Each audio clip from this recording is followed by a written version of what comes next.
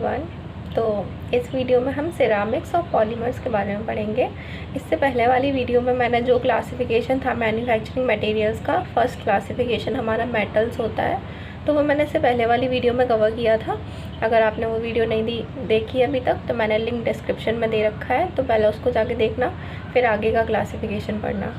और सबसे ज़्यादा इम्पॉर्टेंट थिंग, अगर मेरे चैनल को सब्सक्राइब नहीं किया है अभी तक तो पहले उसको कर दो, उसके बाद हम स्टार्ट करते हैं। तो हमारा जो ये है सेकंड क्लासिफिकेशन है मटेरियल्स का, वो है सिरामिक्स। सिरामिक्स को हम डिफ़ाइन कर सकते हैं एक कंपाउंड जिसमें मेटेलिक या फिर सेमी मेटेलिक या फिर नॉन मेटेलिक एलिमेंट्स होते हैं। ठीक है, मतलब ये कंपाउंड होता है, मतलब मिक्सचर होगा, उसमें मेटेलिक भी हो सकते हैं, सेमी मेटेलिक एलिमेंट्स भी हो सकते हैं और नॉन मेटेलिक एलिमेंट्स भी हो सकते हैं।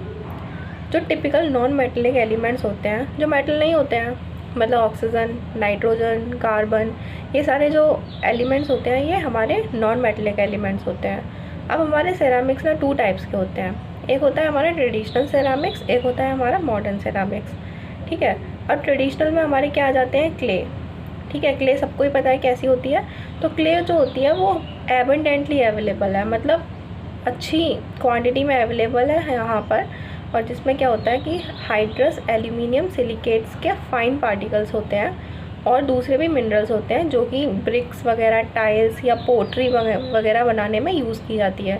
सब नहीं देखा होगा, क्ले से हाँ ब्रिक्स बनती हैं, हमारी टाइल्स वगैरह बनती हैं, पोट्री जो मिट्टी के जो बर्तन होते हैं वो सारी जो होती है वो हमारी क्ले से होती है। तो वो हमारा एक ट्रेडिशनल सेरामिक्स है। ठीक है, उसके बाद आ जाता है हमारा सिलिका। ठीक है, सिलिका भी जो होता है ना वो ऑलमोस्ट बेसिक एलिमेंट है सारे ग्लास प्रोडक्ट्स का, मतलब जितने भी हमारे ग्लासेस के प्रोडक्ट्स होते हैं उनमें बेसिकली सिलिका होता ही है।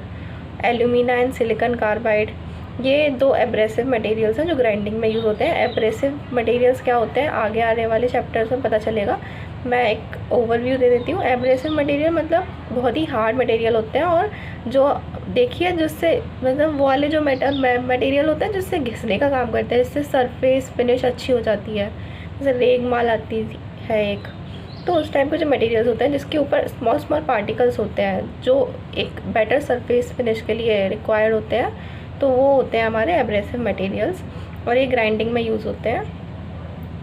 अब आ जाते हैं हमारे मॉडर्न सेरामिक्स। तो मॉडर्न सेरामिक्स जो होते हैं वो होते हैं हमारे, एल्यूमिना हमारा ट्रेडिशनल भी था, लेकिन एल्यूमिना की ही कुछ प्रॉपर्टीज़ को हमने इन्हेंस किया हमारी टेक्नोलॉजी के साथ, उसकी प्रॉपर्टीज़ में थोड़ा और एडवांसमेंट किया, तो क्या हो गया, ये हमारा मॉडर्न सेरामिक्स में कंसिडर किया जाने लग गया। उसके बाद आ जाते हैं हमारे कार्बाइड्स। ठीक है, कार्बाइड्स एंड नाइट्राइड्स बहुत ही इंपॉर्टेंट है, मतलब काफ़ी यूज़ होने वाले हैं। तो हमारा जो कार्बाइड्स होते हैं, तो कार्बाइड्स में हमारे पहले आ जाते हैं मेटल कार्बाइड्स। ठीक है, मेटल कार्बाइड्स जैसे कि टंगस्टन कार्बाइड, टाइटेनियम कार्बाइड, तो ये जो सारे कार्बाइड्स होते हैं ये कटिंग टूल मटेरियल्स, आगे पूरा चैप्टर्स है इस पर कटिंग के ऊपर, कटिंग टूल के ऊपर, तो उसमें ये मटेरियल्स बहुत ज़्यादा इंपॉर्टेंट होते हैं, कार्बाइड्स एंड नाइट्राइड्स, क्योंकि इसी से ही सारे कटिंग टूल बनते हैं। और कटिंग टूल बनाने के लिए ये मैंडेटरी होता है कि हमारा जो टूल है उसकी हार्डनेस, हमारा जो वर्क पीस है जिसको हमें काटना है उसकी हार्डनेस से ज़्यादा होनी चाहिए, ऑब्वियसली तभी वो उसको काट पाएगा। ठीक है, तो यही वो 2 मटेरियल हैं जिन्हें हम यूज़ करते हैं ऐसे कटिंग और ग्राइंडिंग वगैरह में। तो कार्बाइड्स हो गए, नाइट्राइड्स हो गए, नाइट्राइड्स में हमारे metal and semi metal nitrides होते हैं, जैसे कि टाइटेनियम नाइट्राइड, बोरोन नाइट्राइड। ठीक है, जो कटिंग टूल की तरह यूज़ होते हैं, और ग्राइंडिंग एब्रेसिव्स जो मैंने ऊपर बताया था उसके लिए यूज़ होते हैं। आगे हमारे सेरामिक्स और भी ज़्यादा फर्दर क्लासीफाई हो रखा है प्रोसेसिंग पर्पसेस के लिए। ठीक है, जो भी हमारी प्रोसेसेस होती है, मैन्युफैक्चरिंग प्रोसेसिंग, जो भी उसमें प्रोसेसिंग होती है, तो उसमें हमारे सेरामिक्स क्लासीफाई है क्रिस्टलाइन सेरामिक्स और ग्लासेस में।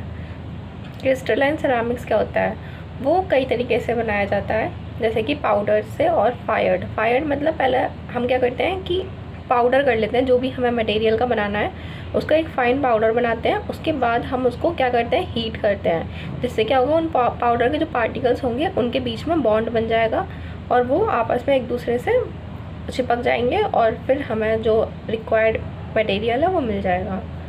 उसके अलावा होते हैं हमारे ग्लास सेरामिक्स होते हैं, उनको हम मेल्ट करते हैं, और मेल्ट करने के बाद उनकी कास्टिंग करते हैं। कास्टिंग पढ़ा होगा आप लोगों ने, किसी भी उसको मेटल को उसको लिक्विड फॉर्म में कन्वर्ट करके किसी भी हम एक मोल्ड में डाल देते हैं, जिससे क्या होता है उस मोल्ड की शेप वो मेटल ले लेता है, सॉलिडिफाई हो जाता है ठंडा होने के बाद, तो हो जाता है हमारा कास्टिंग।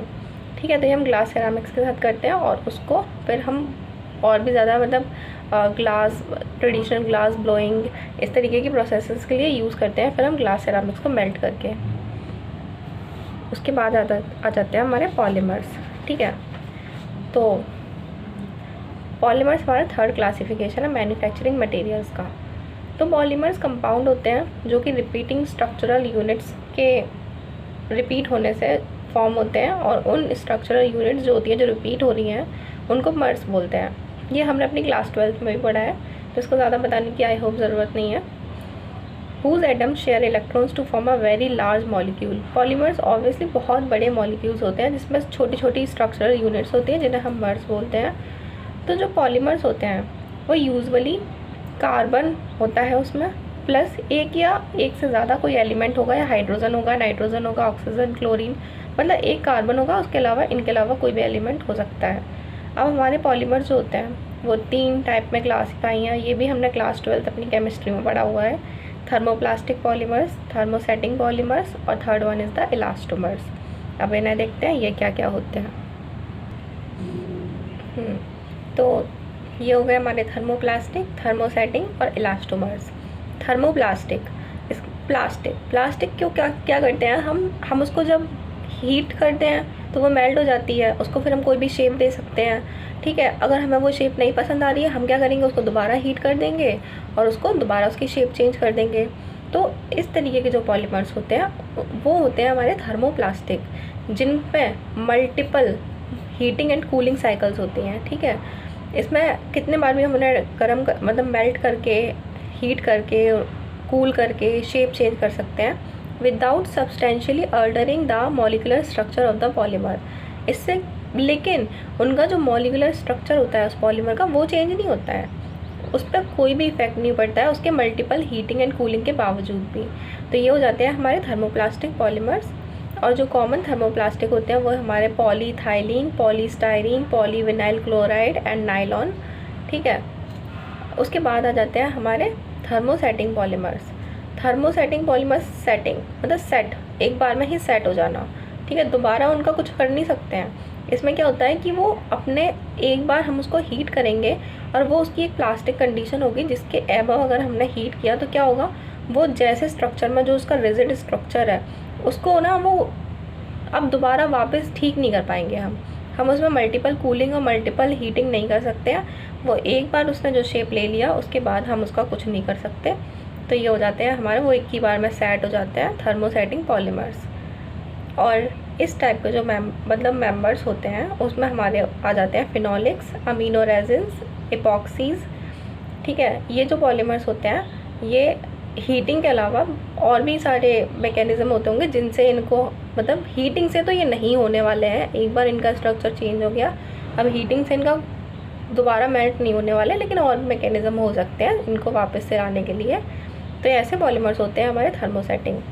इलास्टोमर्स भाई इलास्टिसिटी, जिसमें हमारे इलास्टिक बिहेवियर होता है जिन पॉलीमर्स के अंदर, वो हमारे इलास्टोमर्स हो जाते हैं। कॉमन एग्जांपल्स हैं हमारी natural rubber, neoprene, silicon, poly ethane.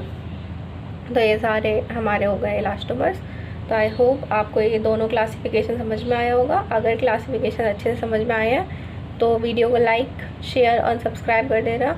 और जो नेक्स्ट वीडियो होगी उसमें हम कंपोजिट्स के बारे में पढ़ेंगे जो उसका 4th क्लासिफिकेशन है। तब तक के लिए take care, have a great day.